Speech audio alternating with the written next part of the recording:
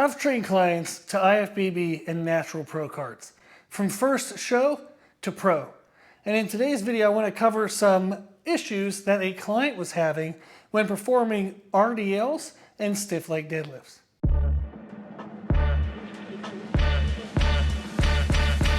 The client is transitioning from being a competitive powerlifter to now a competitive bodybuilder. They have two main concerns when it comes to their hinge-based movements. Their first concern was how to thin out or make their waist less thick. From doing heavy squats and deadlifts, they had the power belly that you would normally see with strength athletes. They need to now taper that in and build a better X frame. And then the second issue they're facing is now that they're increasing their time under tension to do more muscle growth based work, they're having some hamstring tings and small pulls and issues.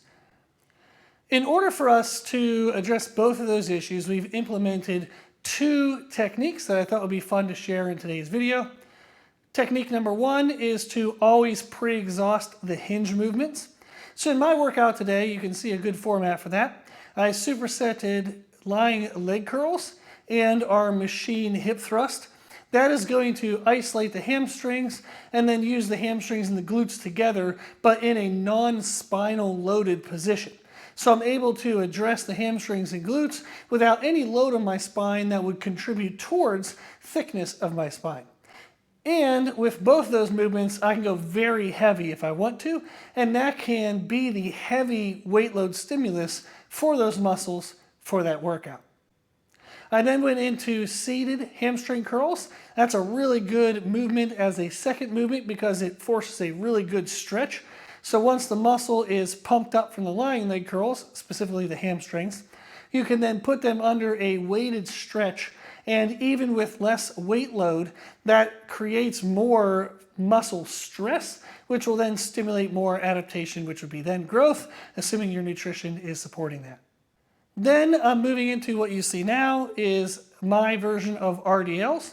I do like to do them preferentially with dumbbells. However, I do have our Smith machine that I'll do them with every now and then. And then we have a Rogue seal row bar, which has a bend in the middle of the bar. And you can then use that, have the bend face away from you, pull the bar a little bit closer, and it's a great variation compared to barbell RDLs, since you can have the bar a little bit closer, which was actually your hands, since there's that bend in the bar. But since you can have your hands closer, it lessens the stress on the lower back and places more of that stress into the glutes and hamstrings. Now, if you don't have a seal row bar, totally fine. That's what dumbbells do, and that's what I'm having this client do.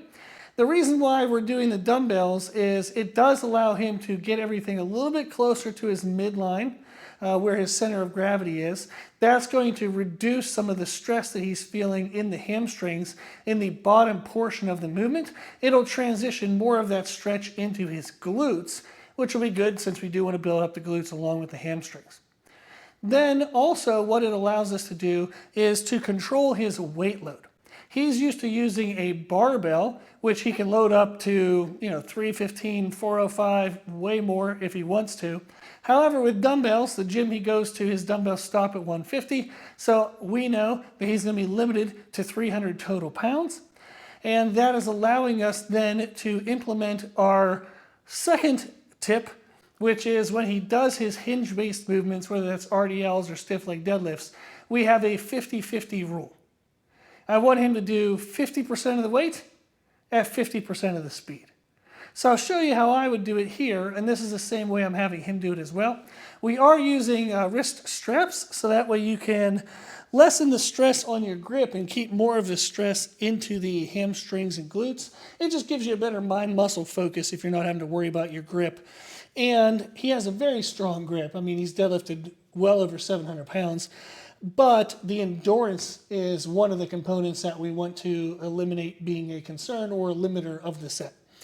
So once we have the weight, what I like to do is have the weights kind of angled at my side rather than out in front of my hips where a barbell would be. And then in this position, what we're looking for is that 50% speed concept, is I want to stretch by pushing my hips back feel my hamstrings and glutes stretch, and then squeeze back up. So I want to go at a nice slow pace so I can feel that my hamstrings are loaded the entire time. I don't want there to be any momentum where at any point in the movement I've either dropping down too fast or that I'm contracting from the bottom and coasting to the top.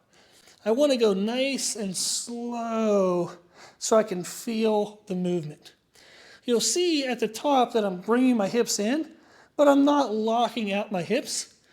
I'm keeping my knees slightly bent, my hips slightly bent, and this is allowing me to keep tension on those muscles. This would be the same thing as when you do a machine and you don't want the weight stack to touch in between every single rep. You don't want to lose tension on the muscles. So doing it in this way allows me to keep constant tension so I can maximize the stimulus. So that is the speed that I do these at. So yes, I'm on camera right now, but even if I wasn't on camera, that would be the normal speed. So those are the tips that we're using for that client, is we're going to pre-exhaust our hamstrings and glutes. So when we get to our hinge movements, we don't need maximal weight load. The muscles are already beat up. And we're going to implement that 50-50 rule, half the weight, half the tempo.